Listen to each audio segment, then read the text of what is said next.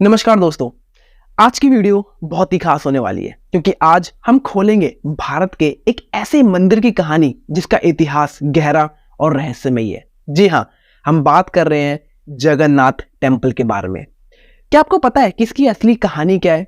कैसे ये बना, किसने ये बनवाया, आखिर कैसे श्री कृष्ण यहाँ जगन्नाथ बने, आखिर क्यों राजा को यहाँ सबके सामने झाड़ू लगानी पड़ती है, और भी कई सारे रहस्य। तो चलिए बिना देरी किए हुए शुरू करते हैं the real story of Jagannath.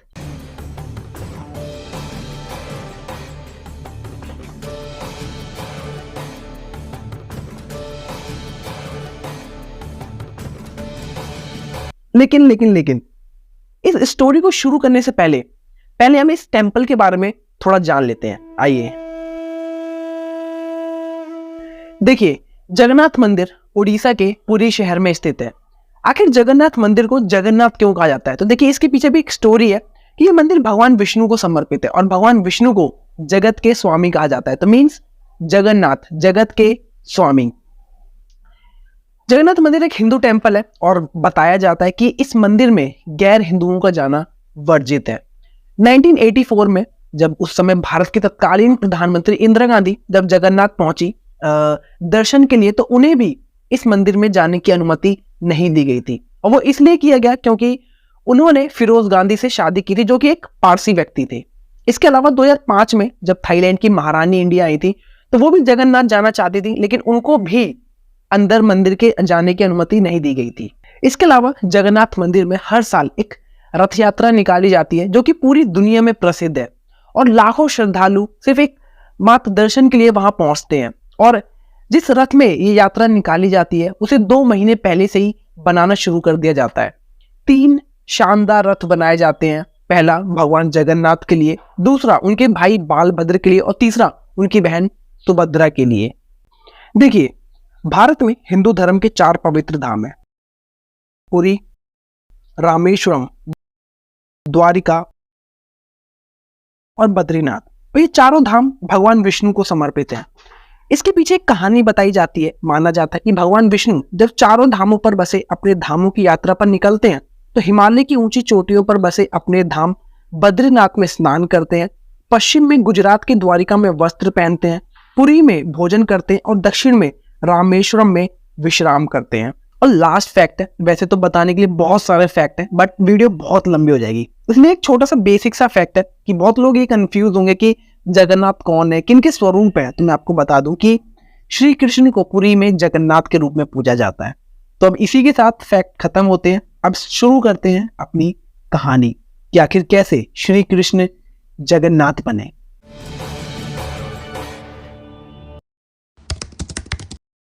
कहानी की शुरुआत होती है महाभारत के अंत में। कौरव युद्ध हार चुके थे और गांधारी अपने बेटों की मृत्यु के दुख में डूबी हुई थी। उनका मानना था कि भगवान कृष्ण अपनी दिव्य शक्तियों से यह युद्ध रोक सकते थे, लेकिन उन्होंने ये नहीं किया।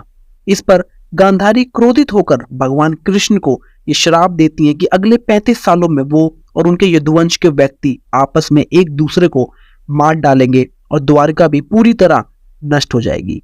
समय बीतता गया और 35 साल बाद उनका ये श्राप असर दिखाने लगा। यादवों के बीच मतभेद पैदा होने लगे और वह एक दूसरे के खून के प्यासे हो गए।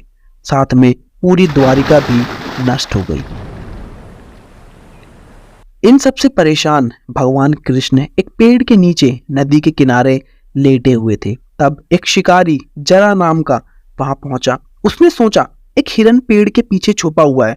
उसने तीर निकाला और चला दिया। बाद में उसने देखा कि उसका तीर भगवान कृष्ण के पांव में घुसा हुआ था। फिर उसने अपनी भूल पर अफसोस किया और माफी मांगी। भगवान कृष्ण ने उन्हें समझाया कि यह नीति थी और ये एक दिन होना था, इसमें तुम्हारी कोई गलती नहीं है। इतना कहने के बाद भगवान कृष्ण ये सांसारिक दुनिया को छोड़ चले। अब दुखी जरा क्या करे, वे अर्जुन को ढूंढने निकल पड़े और जब अर्जुन उन्हें मिले तो उन्होंने इस पूरी स्थिति के बारे में उन्हें बताया। अर्जुन ने भगवान कृष्ण का अंतिम संस्कार किया। उनका पूरा शरीर तो जलकर राख हो गया, लेकिन उनका दिल वैसा का वैसा ही रहा, चमत्कारी और अद्भुत। फिर अर्जुन ने उस दिल को एक लकड़ी की टहनी में रखकर नदी में बहा दिया और उनका दिल टहलता टहलता उड़ीसा के तट तक पहुंच गया। एक समय की बात है, मध्य भारत पर इंद्रद्युम्न नाम के राजा राज करते थे। वे भगवान विष्णु के बहुत बड़े भक्त थे और उन्हें उनके दर्शन की बहुत इच्छा थी। एक दिन एक साधु घूमते फिरते उनके दरबार में आया और राजा से बोला कि उड़ीसा में भगवान विष्णु को उनके असली स्वरूप नील माधव के तौर पर पूजा जाता है। तो राजा ने फौरन मुख्य पुजारी विद्यापति को हुक्म दिया कि वे उड़ीसा जाकर नील माधव की खोज करें। एक लंबे थकान भरे सफर के बाद विद्यापति उड़ीसा पहुंचे। वहां उन्होंने एक कबीले के सरदार विश्ववासु को गुपचुप नील माधव की पहरेदारी करते पाया। उन्होंने विश्ववासु से विनती की कि उन्हें देव पूजा की जगह दिखाएं, मगर कबीले के सरदार ने इनकार कर दिया। तो विद्यापति गांव में ही ठहर गए। कुछ समय बाद उन्हें विश्ववासु की बेटी से प्यार हो गया और उसके बाद उन्होंने उससे शादी कर ली। शादी के कुछ ही दिन बाद विद्यापति ने अपनी पत्नी से नील माधव की एक झलक पाने के लिए अपने पिता को मनाने को कहा। अपनी बेटी की जिद देखकर आखिरकार विश्ववासु मान गए, मगर एक शर्त पर कि विद्यापति को आंखों पर उनके पट्टी बांधकर ले जाया जाएगा। मगर विद्यापति कबीले के सरदार के आंखों में धूल झोंकने में कामयाब रहे। वे रास्तों में सरसों के दाने गिराते गए ताकि राजा के साथ आने पर वह भटके नहीं। गुप्त गुफा में पहुंचकर आंखों से पट्टी हटाने के बाद जब विद्यापति ने नील माधव की दिव्य छवि देखी तो वह देखते ही रह गए। उन्होंने जल्दी से लौटकर राजा को सब कुछ बात बताई। राजा फौरन अपने प्यारे भगवान के दर्शन पाने के लिए निकल पड़े, लेकिन जब राजा विद्यापति के साथ गुप्त गुफा में पहुंचे तो वहां कुछ भी नहीं दिखा। नील माधव अंतर ध्यान हो चुके थे और राजा का दिल टूट गया था। लेकिन अचानक तभी उन्हें जैसे देवलोक से ये संदेश मिला कि वे पुरी जाए, लकड़ी के उस तने को किनारे लाएं जो लहरों पर तैर रहा होगा। राजा ने संदेश का पालन किया और वह उन्हें पुरी के तट पर सच में पेड़ का एक तना तैरता मिला। खुशी से झूमते हुए राजा उसे महल ले आए, लेकिन उस ठोस लकड़ी में से कोई कुछ भी तराश नहीं पाया और क्योंकि किसी ने भगवान विष्णु को नहीं देखा था इसलिए कोई उनकी छवि तराश नहीं सकता था। जब इस काम को करना नामुमकिन हो गया तो देवताओं के शिल्पकार विश्वकर्मा एक बूढ़े बढ़ई के रूप में प्रकट हुए।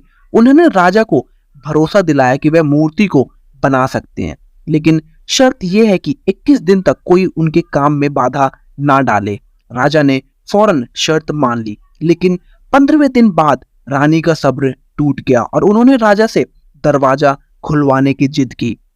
जब राजा ने दरवाजा खुलवाया तो वह देखकर बेचैन हो उठे कि बढ़ई गायब हो चुके थे और वह अपने पीछे लकड़ी की 3 आधी अधूरी मूर्तियां छोड़ गए थे। बाद में वह आधी अधूरी मूर्तियां देखकर राजा को आश्चर्य हुआ और उन्होंने अपनी भूल मानकर भगवान से माफी मांगी। तब भगवान विष्णु ने उन्हें ये सलाह दी कि तुम इन मूर्तियों को मंदिर में स्थापित करवाओ। उसके बाद राजा इंद्रद्युम्न ने पुरी के समुद्र किनारे मंदिर बनवाने का निर्माण शुरू करवाया और उन आधी अधूरी मूर्तियों को वहां स्थापित करवाया। तो आज जो आप जगन्नाथ मंदिर देख रहे हैं तो उसकी नींव कुछ इस तरह पड़ी। इसके अलावा एक दो चीजें और हैं जो मैं आपको बताना चाहता हूं। जैसे मैंने शुरुआत में कहा था कि यहाँ राजा को सबके सामने झाड़ू लगानी पड़ती है, तो देखिए ये एक परंपरा है जो शुरुआत से चलती आ रही है और इसे हर राजा को करना पड़ता है। जब रथ यात्रा शुरू होने वाली होती है तो राजा को सबसे पहले भगवान की सेवा करनी पड़ती है, जिसमें से झाड़ू लगाना एक है। और आपको पता है इसमें एक बहुत ब्यूटीफुल मैसेज दिया गया है और वो ये है कि फिर चाहे राजा हो या फिर कोई गरीब, ऊपर वाले के सामने सब बराबर होते हैं। लास्ट और सबसे महत्वपूर्ण चीज पता है आपको, जो ये मंदिर है ना, ये बाकी सभी मंदिरों से विशेष है। जो यहाँ मूर्तियां हैं ये बाकी सभी मूर्तियों से विशेष हैं और वो इसलिए क्योंकि यहाँ सच में भगवान वास करते हैं।